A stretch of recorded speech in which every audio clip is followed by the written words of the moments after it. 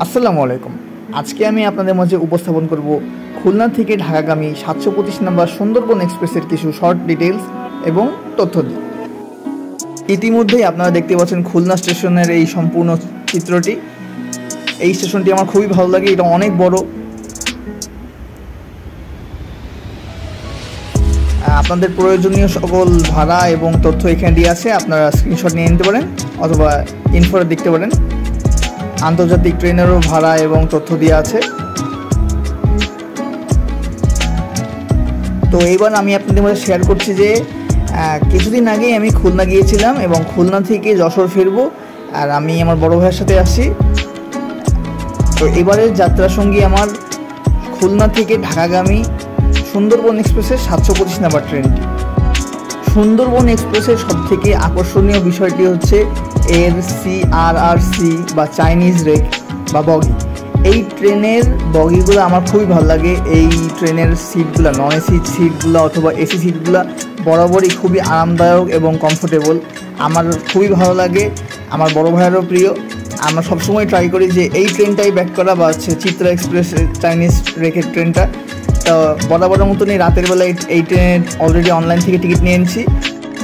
বলে রাখা ভালো, এই যেদিন আমার এই ট্যুরমেট ছিল এই সুন্দরবন এক্সপ্রেস, তখন এই ট্রেন সম্পূর্ণ চাইনিজ রেকের সাথে একটি বা দুইটি পিটি ইনকাট রেক ছিল। ওইটা সম্ভবত প্রক্সি ছিল, পরবর্তীতে হয়তো সম্পূর্ণ ট্রেনটাকে চাইনিজ কোচে রূপান্তর করে হয়েছে। আর এই এসি সিটগুলোর ভিডিও আমি একটু পরে এই ভিডিওর মাঝখানে অথবা শেষের দিকে দিয়ে দেবো, আপনারা দেখতে পারবেন। এই ট্রেনের লেগ স্পেস, মানে এই বগিগুলোর লেগ স্পেস খুবই ভালো। আপনারা দেখবেন, ইনশাল্লাহ বুঝতে পারবেন।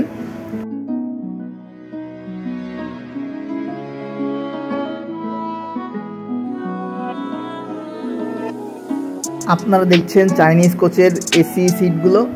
এই আসনগুলো বরাবরের মতনই খুবই নরম এবং আরামদায়ক এবং কমফোর্টেবল। আপনারা যখন জার্নি করবেন আপনারা নিজেই বলতে পারবেন যে এগুলো আসলেও কতটা ভালো। আমি চাইনিজ কোচের জন্য বাংলাদেশ রেলওয়েকে অবশ্যই ধন্যবাদ জানাই, আমাদের খুলনা যশোর জোনের জন্য। এটা খুব ভালো। পাশে দেখছেন রাজশাহী ট্রেন, এটিতে আমি যশোর থেকে খুলনা এসেছিলাম। চলুন এবার জেনে নেওয়া যাক 725 নাম্বার সুন্দরবন এক্সপ্রেস ট্রেনটির খুলনা থেকে ঢাকা উদ্দেশ্যে ছেড়ে যাওয়ার সকল স্টেশনের সময়সূচিগুলো।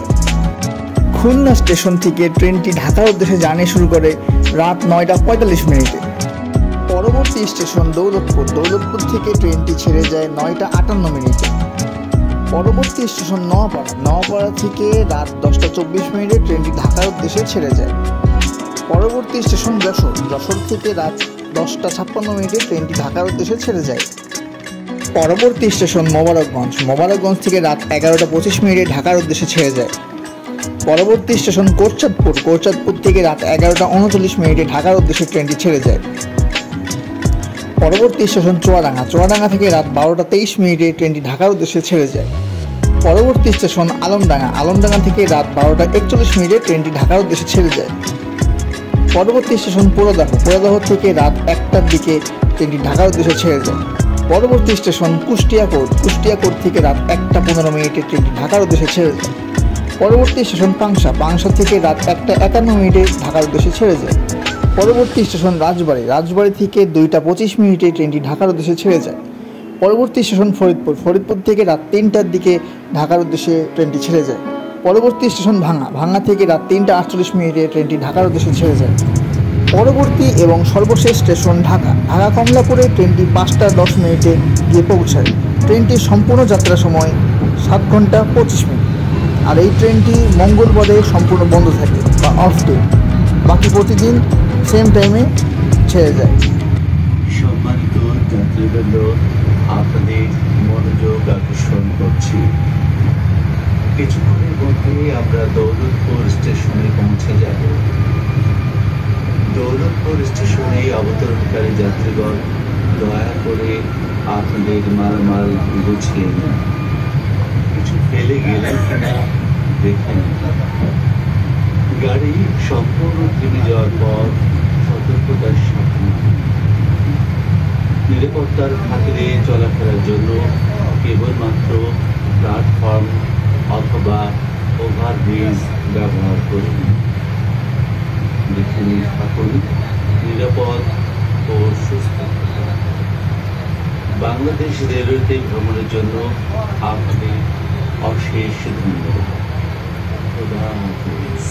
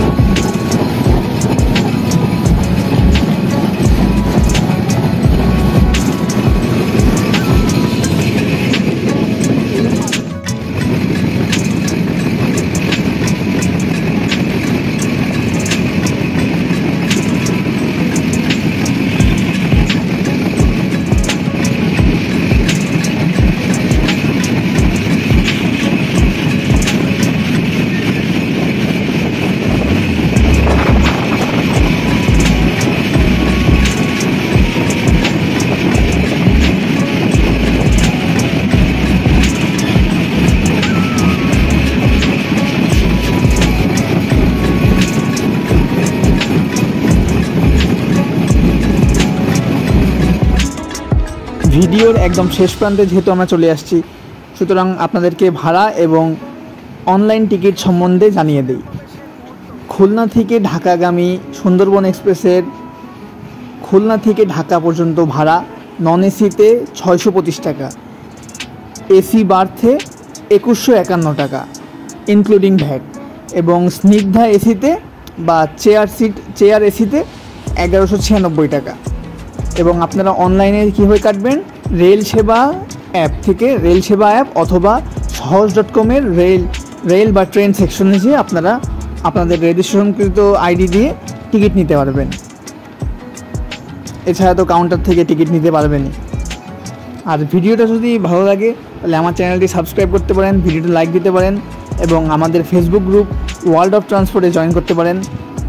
ভিডিওটি এতক্ষণ দেখার জন্য আপনাদের সবাইকে জানাচ্ছি আন্তরিক ধন্যবাদ এবং আমার Facebook page vehicle emotion by Nafi follow দিয়ে পাশে থাকুন।